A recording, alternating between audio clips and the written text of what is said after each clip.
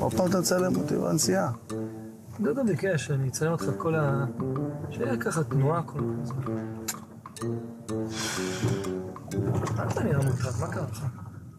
אתה קולט שאני מוטרד? כן, מה קרה? לא יודע, מלחיצתי הרעיון היום. מה הבעיה? אתה יודע את מי מצלמים? לא. את ניסים בלק. וואי, זמר טוב. כן, אתה מכיר אותו? כן. אני קראתי אותו עכשיו, זאת אומרת, השירים שלו, זה שירים יפים, אבל תשמע, יש בעיה. מה זה מה הבעיה? הבנתי שהוא לא... אמרו לי שהוא לא מדבר עברית כמעט. מה אני אעשה עם אני יש לי אנגלית על הפנים? איך נקיים את הרעיון? אני לא יודע מה לעשות. יאללה. תהיה בלחץ, כי רואים עליך. כן? הכל בסדר, אני אשחק אותה, הכל טוב. זה מה שאני יכול, יאללה, יהיה בסדר. בוא, שמואל, מה אתה מצלם את הנוף, נו? תראה מה זה, הוא בית שמש, הוא גר באזור חרדי לגמרי.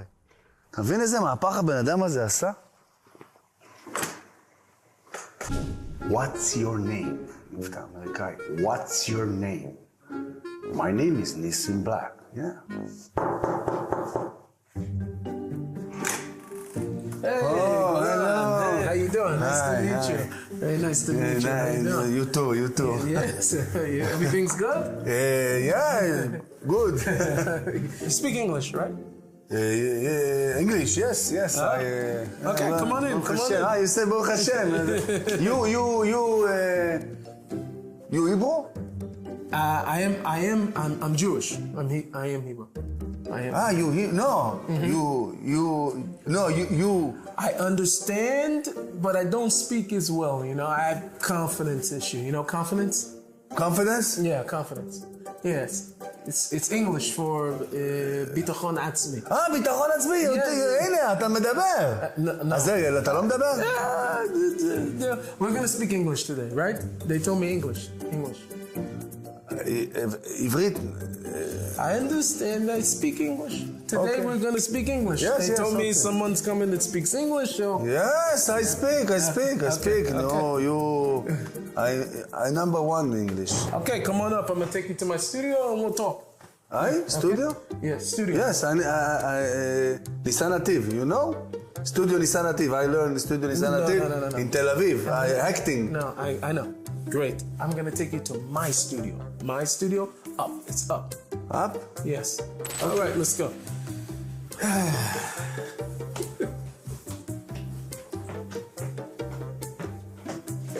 זה המקום הקטן הזה, הרגת אותי. I'm sorry. לא, מקום... nice. It's good? Good. Yes, big, huh? It's very big. No, big. Yes. Big in Japan tonight, big in Japan tonight, big in Japan. Praise the things. I'm singer. Yeah. You know. Guitar. You have guitar? No, I don't have guitar. Okay. So. Okay. So. Let's talk. Yes. So. Nissim Black. Yes. Golan. Nice to meet you. So we talk about you. Yeah, but me. Yes. You talk. Oh, how you doing? I'm Nissim Black, and this is my studio. I'm an international recording artist, and Internet? No, international. International. Internet all around the world. Yeah. Yes. Okay. So I do that. I also speak. I do a podcast. I'm a influencer, you know, like mashpia. Mashpia. Yeah. Mashpia. I give hashpa all over the world. You mashpia? Yeah. Good. Baruch Hashem. It's good. You have any like questions? Anything like that you want to ask me? Anything else? What? You have questions? Like you want to ask me something? Yes, no question. It's an interview, right? We question. Yes, I question you. Yeah. Yes. Wait. Yeah. Yes, wait. Let's start from the beginning. Yeah. Yes. Yes. That's not that wasn't a question. No. Wait. Tell me about your childhood. So I grew up in Seattle. I mean, you don't want to ask me the question? You want the phone tag? No, I ask. You answer. Okay, You're good. You're nice. So I grew up in Seattle, Washington. Washington. Yeah. The Washington. No. The White House. Washington. No. That's the other Washington. I come from Medina, Washington. It's like a state. Medina, a state. Yeah, it's a state. It's on the other side. Okay. So I grew up there. Both my parents were rappers. So they both rapped and made music.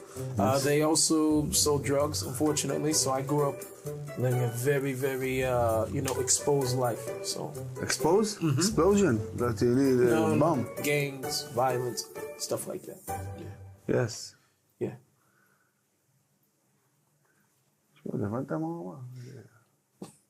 לא כל כך.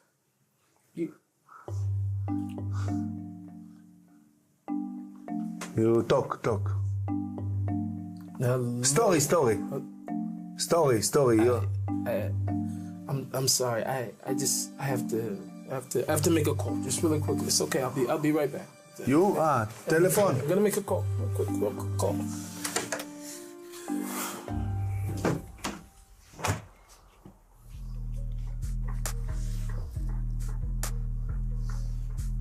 Yeah, on. Wait. Please stop. Don't say anything to me. You told me that the interview with Hidabroot was going to be in English. Because I specifically checked with you to make sure, because my Hebrew's not... Yeah, so listen, the guy doesn't know a word of English.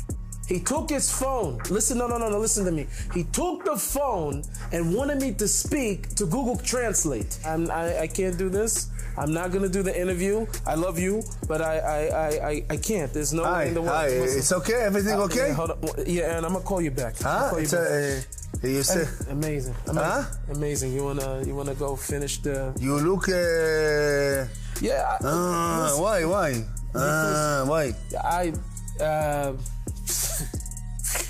Because I speak English and you don't speak English. I speak English.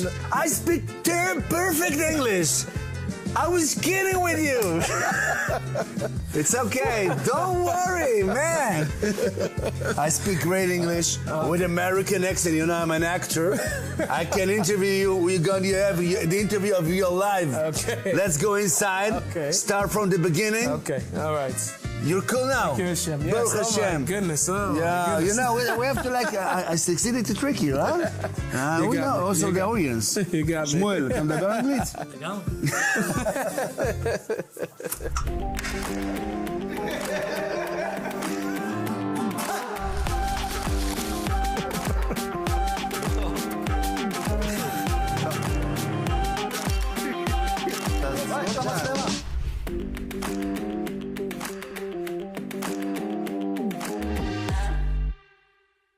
Okay, Nissim Black. Let's start from the beginning. Let's go. Okay, I'm ready.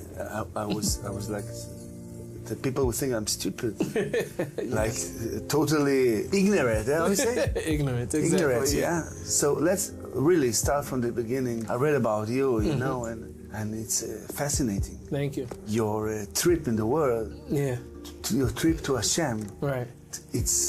Wow, I don't know. Thank you so much. So I grew up in Seattle, Washington. Both my parents were both rappers, so they were into music and hip hop. But and all of their family even were, world-class musicians. So music was always. I mean, I think I was born with the music genes, it was in my genetics, Well, what's that thing with rappers, like that everybody's rapping? Like, why? Why? It's a need? No, I think it's just it's a part of the culture because a lot of people grow up where I come from, where the only thing they think they could possibly do is either play basketball, football, or rap. That's it. Okay. Or they sell drugs, they're just saying where I come from in the streets. I'm not saying this is all black people, God. Yeah. Entertainment, this is all we see from the movies, from the videos, from the music. So this is what sort of raises us. And because, unfortunately... You were raised like a Christian? I was raised... So I started off as a Muslim. Muslim? Yeah, so I think my background and my family is Christian, but my grandfather became a Muslim. He became a Muslim. Yeah, he became a Muslim. My mother's father, Sunni. He was a Sunni Muslim. He was Sunni. He became Sunni. So he was in prison for most of his life, but he came to live with us when he was on like probation, like parole. And he taught me Islam at 8 years old. So I prayed with him 5 times a day. I would go with him to the mosque and whatever. So he lived with me for a year. That was the beginning of religion, was like Islam. And you have a connection with him? No, he unfortunately he passed away.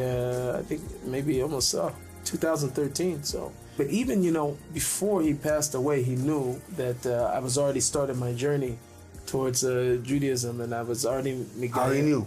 He I guess people told him, you could call from prison. He was in prison, so he would call and talk, and he asked me, and I told him, and you know what he told me? He says, as long as you didn't become a Christian, I'm okay. That's what he told me. So, okay. But that was the beginning. And then when I got older, when I was around 13, 12. 13?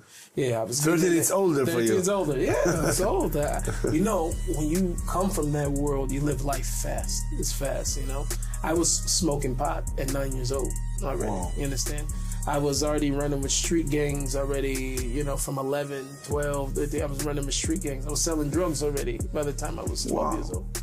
So, 12 years? 12 years old. Wow. So when you look at it that way, you 13, I was an adult. I was an adult at that point.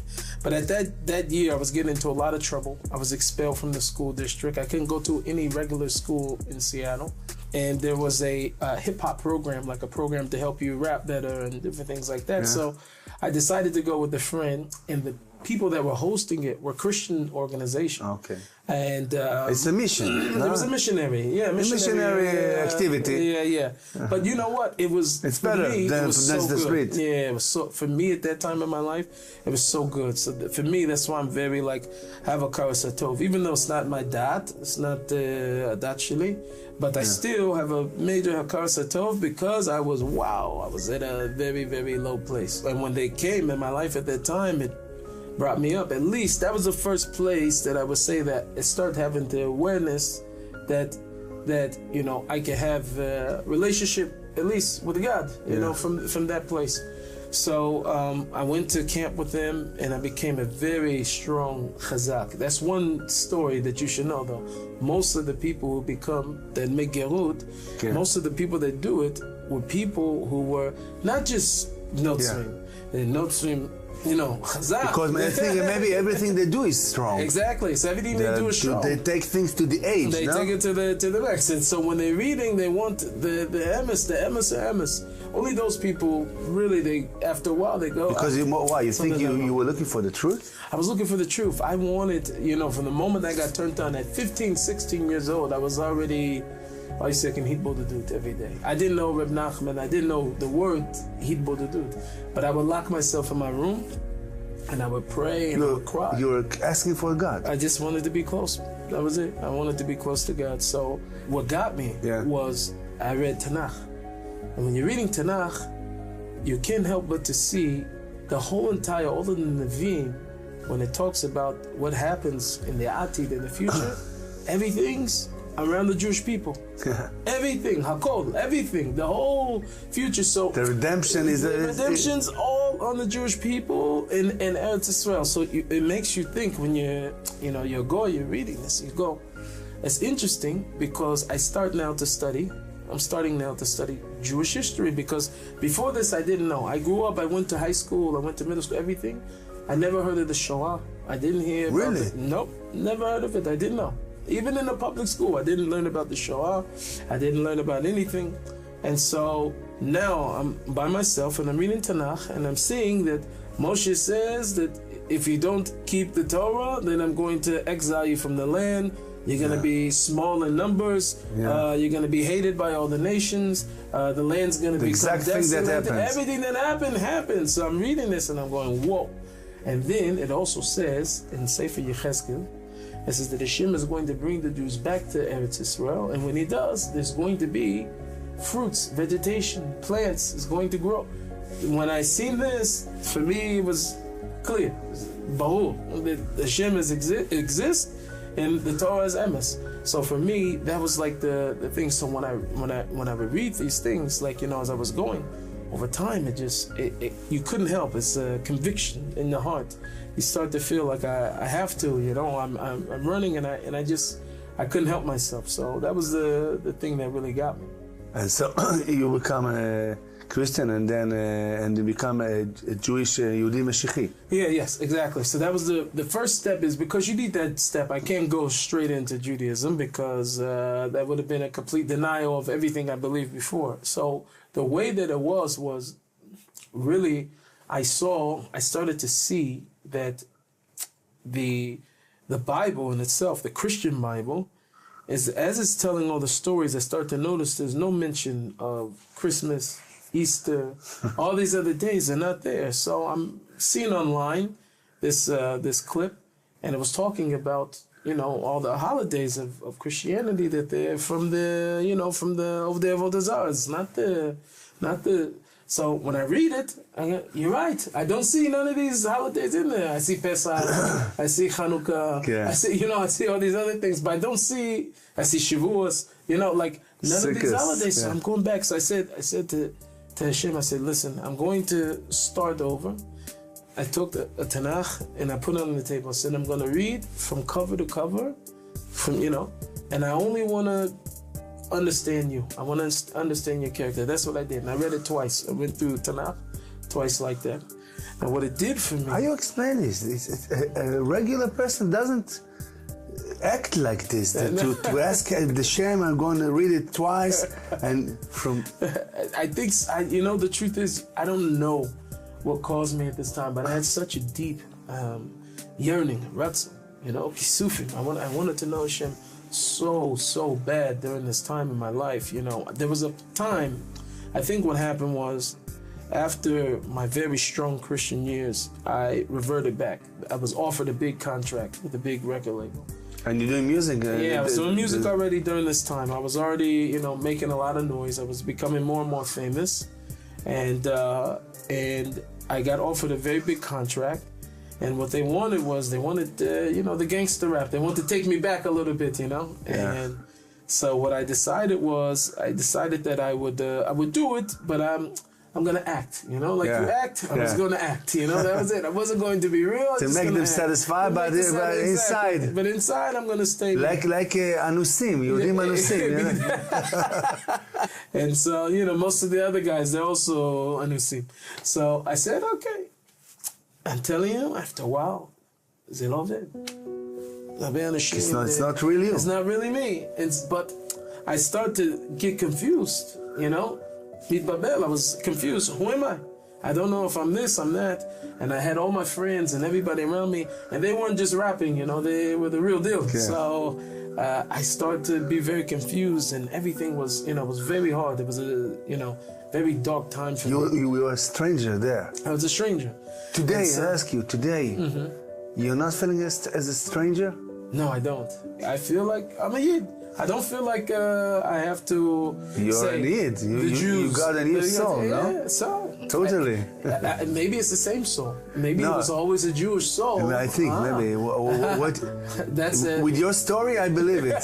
Really. So I think sometimes. I can see a Jewish soul that came into your body, and all the time is searching, right? And wrestling, yeah. And always having this feeling of, and I've talked to other gay men, of never really feeling like at home. Like there was always some piece of me that felt like, why get into the gangs? Why was I hanging out with certain groups and certain people? I think about this all the time. And I realized this from the Hebrew dudes. I realized it says Shem is because I knew that I was always supposed to be a part of something bigger than myself. I knew that I had a tafkid, I knew that I had a purpose, and I knew that there was supposed to be, but all the time, a person, he goes from the gangs and this and that, he always wants to feel a part of something, but the emphasis is that, no, I'm supposed to be a part of Klal Yisrael, and that was so when's the point that you understood that you're going to be Jewish? So it happened that I was at the Messianic Mashiachist place, and I was there for 2 years. That was my in-between that from Judaism. I left because I saw that, you know, the whole thing with Oto Aish and everything, that it was Jewish. It wasn't Emes, but it was Jewish. So then I started learning more about Judaism, how, and then I can't help, I seen one video. There was a video called Shabbat Rejuvenation. I remember watching this documentary, and I could not stop myself. I was crying. I started crying. Even now, I have to stop myself. I was crying and crying. And I'm watching this, and I can't help that I like started having made for Shabbos, for Shabbat. I'm watching the clip, and it wasn't, you know, a brand new production or nothing. You know, it was older already, but I couldn't help it. Start having so much kisufim, and so the more and more I start to learn, and I'm at the Messianic place, I said I'm gonna go to Chabad. So I ended up going to Rabbi Farkash on the east side over in Bellevue, outside Seattle. And in between that, I was going to the Messianic place. But we did inform him. We'll let him know, listen, we're searching, but we're not... Which let him know? Why are you speaking with your wife? No, my wife already, me and my wife been together since we were 16. Wow. So she was there for the whole journey. She watched all of this. And she was always a good girl, but she grew up very strong Christian, like more chazak. Me, every religion I was a part of, from Islam, Christian, Judaism, I was a ger all the time. Kol hazman, I'm always a ger. You know, for me, my religion was at home. Now you're not a ger? Selling drugs. No, I'm not a ger. I'm here. I mean, I'm still a whatever. I wanna fly away, far away from this place where nobody can bring me down. When nobody can bring me down. But what's different, I would say, at least about Judaism, is that with all the other religions that I was a part of, there's a couple things. One is everybody's always trying to sign you up. You want to be a Christian? Go. People all the time, they want to come and take you. Be a Muslim? Oh, come and do this. Oh, we're going to make you Muslim. Make you go to Judaism? Hey, there you go. You know? Yeah, you don't want. So there's something to be said about a person when he wins the lottery, right? Yeah. They said that people that win the lottery, I forget what the actual statistic is, they lose it very fast. They lose the money very fast. Why? Because they didn't work for it. But anything a person had to work for, they had to toil for it or whatever, you gotta shake him to even give tzedakah. You know what I'm saying? Let alone that to depart from the money. So the treasure of what I was able to accomplish with Yiddishkeit was from toiling and wrestling with God. You know, at one point I was going faster than my wife was, and she wasn't going as fast, and we were going to have a meeting even with the Beit Din, and she sort of like got very cold feet.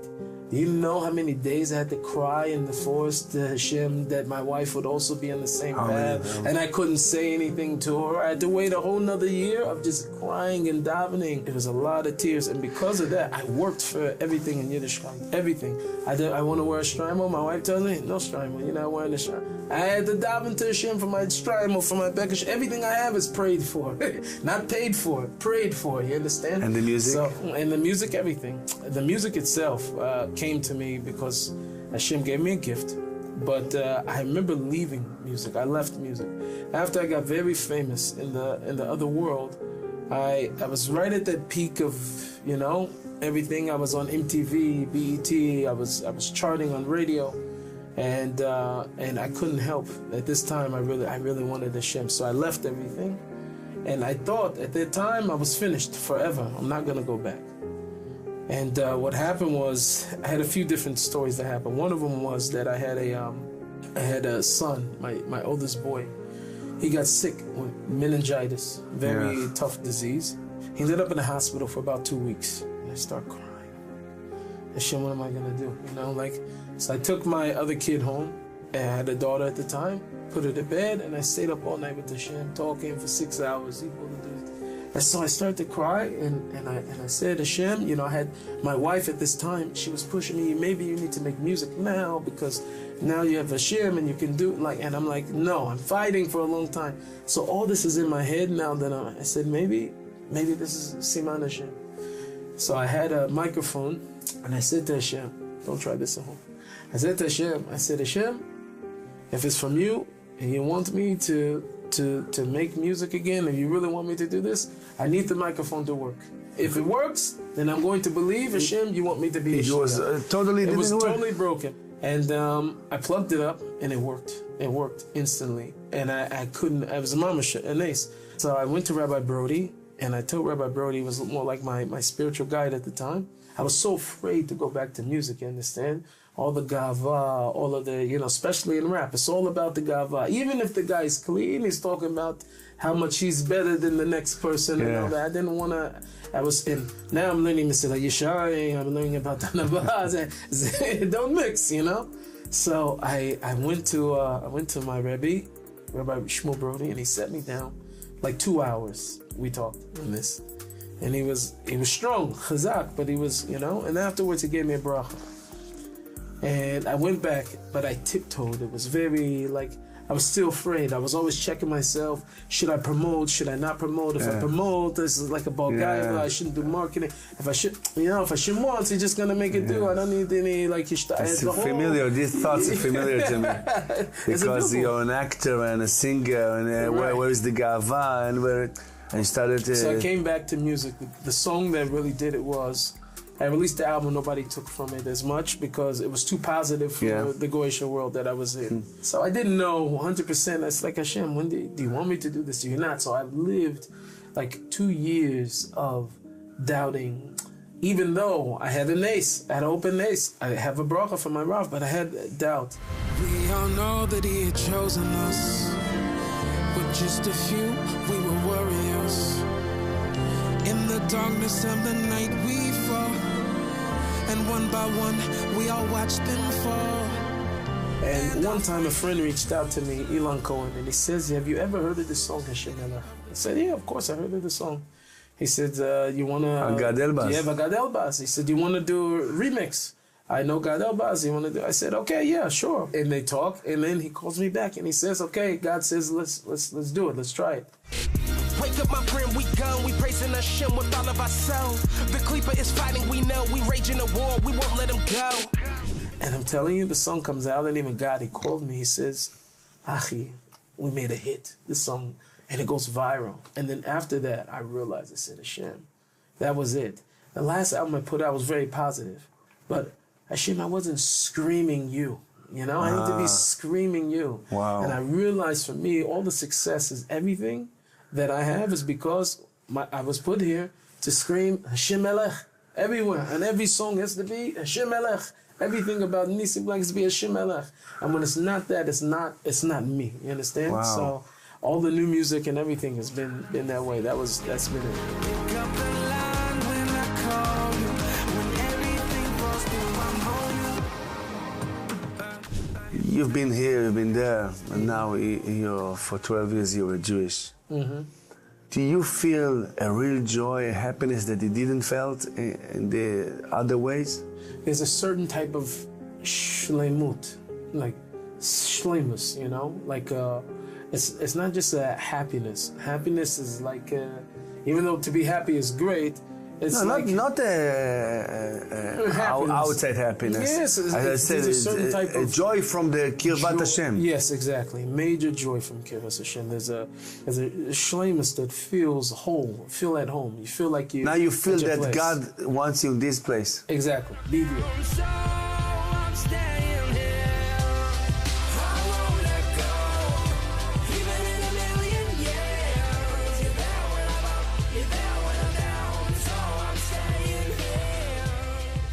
Let's do rap. Let's do it. I've been trying to reach me and I ain't been there. I've been trying to spread my wings floating mid-air. Abba help me up my knees feeling so scared. Can you show me where I'm meant to go? I done had some hard days, but now I'm hitting lows. Trying to navigate the system, I ain't feeling those. ניסיתי להגיע אליי ולא הייתי שם, ניסיתי להריק מנפיים ולא הייתי שם, אבא תעזור לרד מהברכיים, אני מרגיש כל כך מפוחד, כוונות טובות ממש עמוקות אבל הם שם.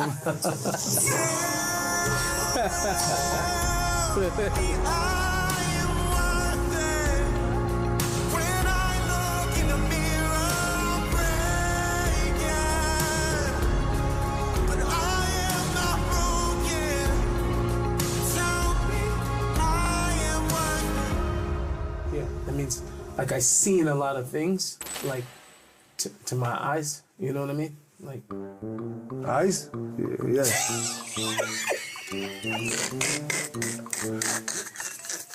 1 second. It's too good.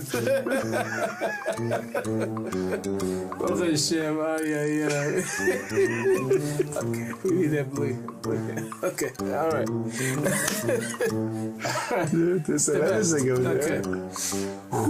Okay.